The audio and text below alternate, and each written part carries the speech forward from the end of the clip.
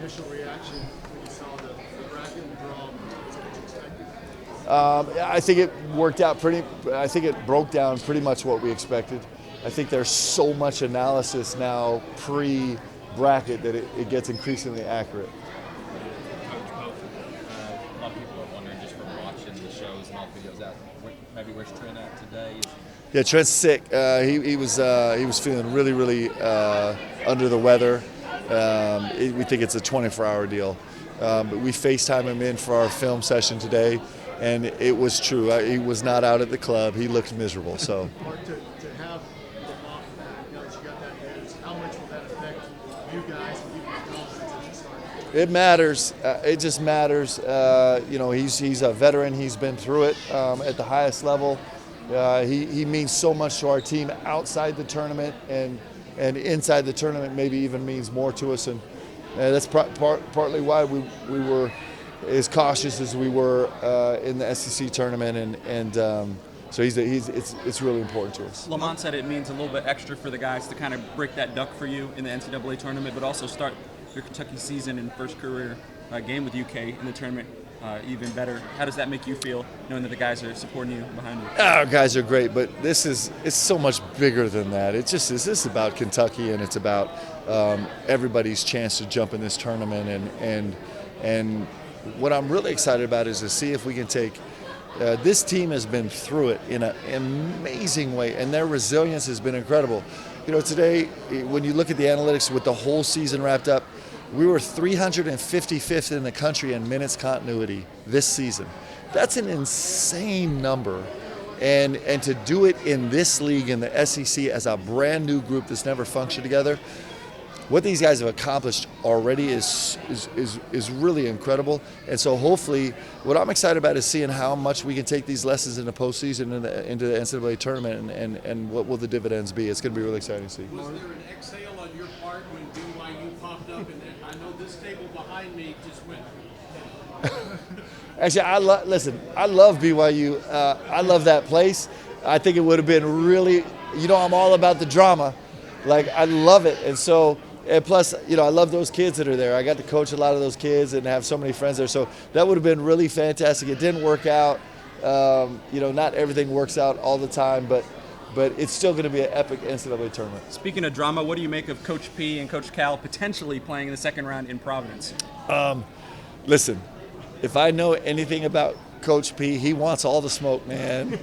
He wants all the smoke. Bring it. So, it's so competitive. I mean, every single round is so competitive. Every single team, whether there's a 16 by your name or a 1, these are all championship caliber teams.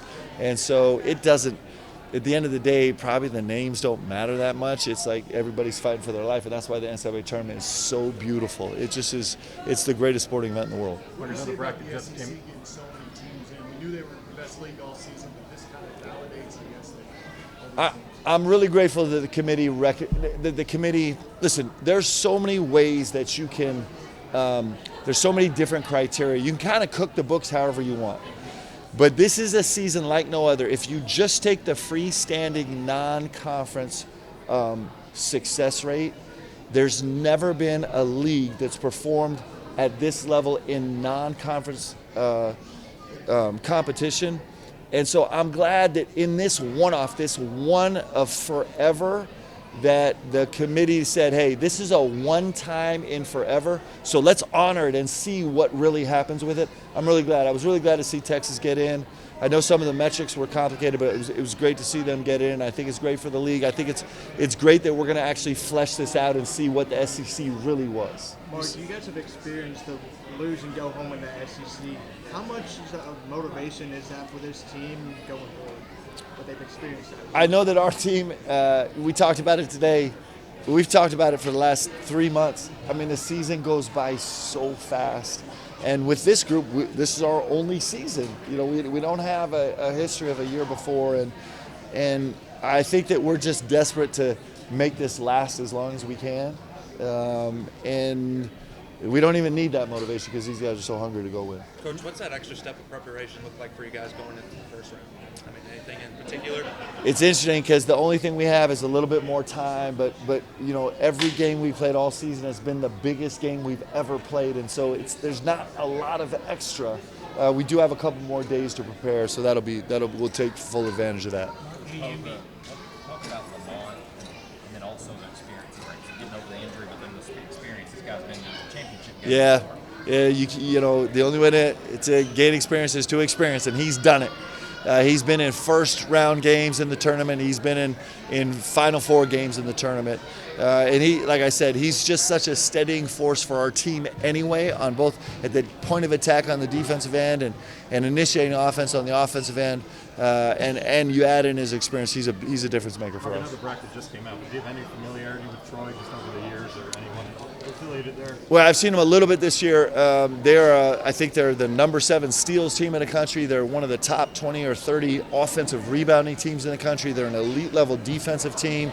They've won a boatload of games this year. Scott Cross is a great coach who's been doing this for a long time at a high level. I got a ton of respect for him. So I haven't got into the nuts and bolts of them yet, but it's a terrific team. Every team in this tournament is so good. Look at the teams that didn't get in, right? This is a big-time tournament. It's great teams. I have so many memories. It's a really special place to me. George Karl was the only coach, sorry, George, but dumb enough to actually start me in the NBA. He started most of his season there on a great team. We made an epic run all the way through the Eastern Conference Finals to a Game 7. I have, my first daughter Ella was born in Milwaukee. I would drive home every day. We live right off Blue Mound Road, and drive right by the cops.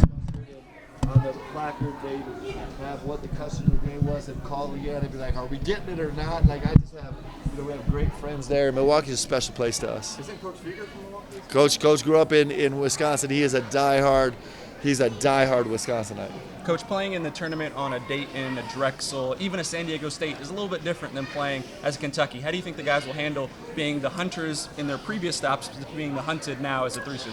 It's like they've been hunted every single second of every single minute of every single hour they've been here in Kentucky. So in that sense, it's nothing new. This is why you come to Kentucky. It's why you come here, and I think our guys understand the challenge. I think they're excited about it. I think that's why they came here, because they want the smoke. Like, bring it, and it doesn't always work. We've had some of the most epic wins ever here. We've accomplished things that have never been accomplished by a Kentucky team before, and we've also taken some hits, and we want it all. And so I think our guys just we want to go figure out how to win. We want to go find a way to go win this NCAA tournament. We can't wait to get at it. You mentioned the motivation earlier, and you said Friday night that you kind of wanted that loss to linger. You wanted that to soak in before they moved on. How do you feel about the way that they kind of took that in and what you've seen from these last 48 hours? Well, I'm glad none of you were there Saturday morning. And Saturday morning was super therapeutic for us. Friday night was really, really hard. Saturday morning was really, really hard. And you go through a grieving process, and you do. And there's so many things that I'm not good at. I'm not a good loser. I'm just not good at it. I'm not mature about it. And it hurts, man. It hurts. And it hurt our guys. It hurts our guys. And our guys were literally hurt also, and emotionally hurt. But the one thing about this group is really resilient, and we're very intentional about it. So we suffered together that night. We suffered together in a huge way that morning, and then we closed the door on it. We resolved it, and now it's just a matter of, like, I couldn't be more proud of what these guys have accomplished this season so far. It's almost indescribable, and we're just opening the door to what really matters. And so the reason you go through this season and do all the things is to prepare for this moment, and then we're going to go see how our preparation was. Mark, you haven't shied away from, since the press conference, hanging banners is the expectation at Kentucky. How much does it mean to just get out there and This is what you do it for right now, is the chance to go. And we're fully aware of the expectations here, and that's why we came. That's why we all came. And we also are we're very humble, and we understand how difficult the road is, and both those things exist at the same time. That's why it's such a beautiful challenge. And we'll spend the next, the next 5 days laser focused on one thing, and that's Troy, and trying to figure out how to beat him. Mark, how are you handling the fact that you're in the hunt for your first win in the NCAA tournament as the head coach?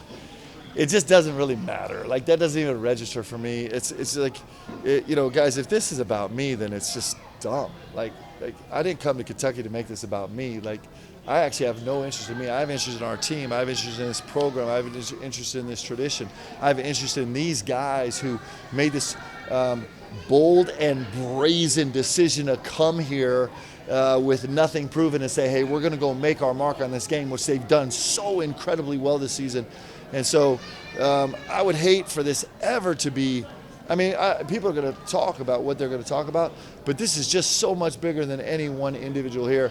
And if in my mind I make this about me or make it about one person, we're missing out on the greatness of what Kentucky is. Because this is the community. This is the biggest community in sports, and it's way bigger than that. I'm not trying to be dismissive. I'm just like, of all the things that matter, that doesn't matter.